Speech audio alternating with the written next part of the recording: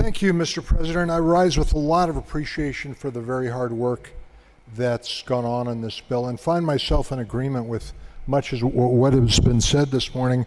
I'm in pretty strong disagreement with one comment that I just want to note before I continue, and that is any notion that this vote is a choice between doing the right thing or doing the politically expedient thing.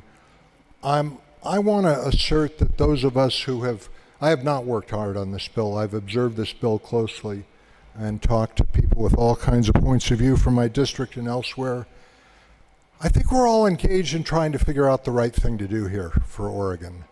So I really would push back against the characterization that this is good policy versus political convenience. That said, Mr. President, I am really struck by a very strong consensus since I've been in the Senate for 5 years. One would say that housing and homelessness is a central crisis for Oregon, no disagreement.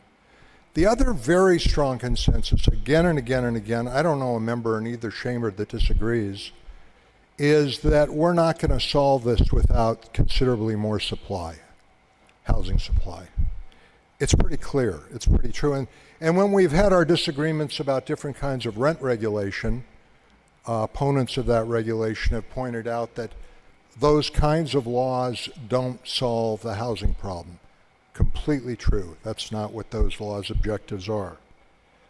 So that consensus is so strong that it led to a very significant bill in 2001, and it led to an assortment of provisions in this bill that I believe are sound policy. And I think they represent, I haven't been in this body all that long, arguably the biggest change in land use law in Oregon in 50 years that make a lot of people uncomfortable, driven by this strong consensus that we need more houses and that takes more supply.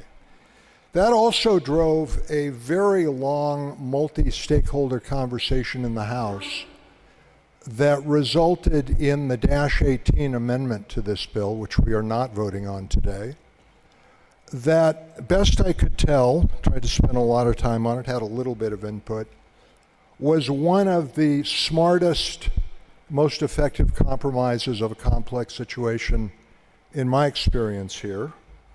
As we like to say, nobody was thrilled and nobody hated it. And these are people with very strong opinions. And as I say, it did a lot to advance the ball in the supply challenge that we have.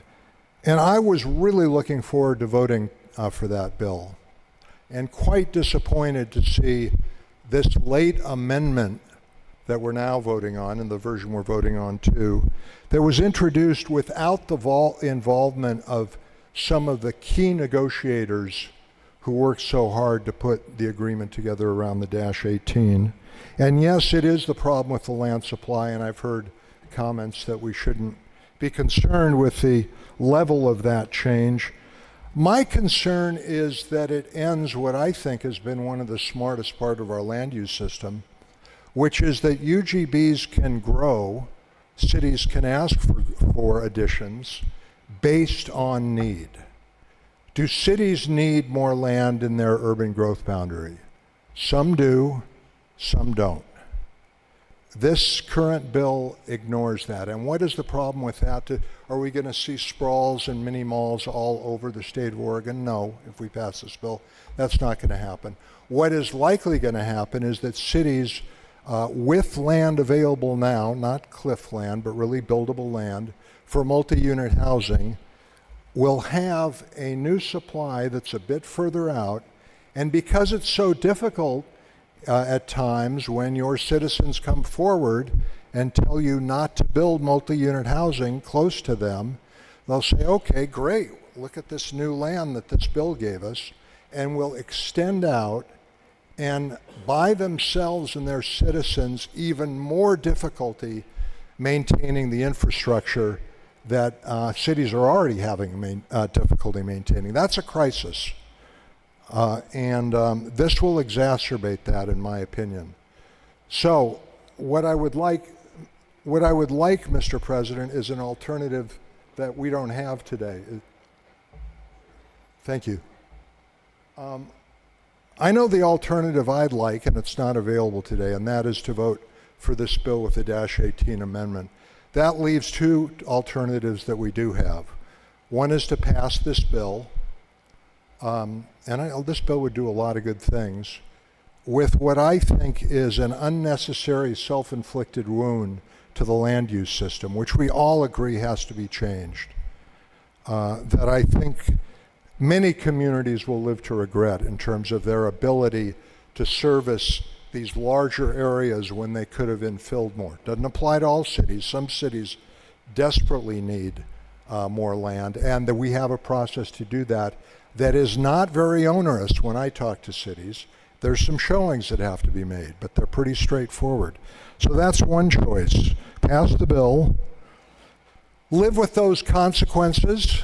I don't think they'll destroy Oregon. I think they will make the process of serving our citizens significantly more difficult in some communities. Or vote this bill down and come back at the very beginning of the 2024 session and pass a bill that I think would look very much like, I would hope would look very much like 3414-18 with an emergency clause. I don't like the idea of an 8-month delay, 6-month delay, whatever it would be.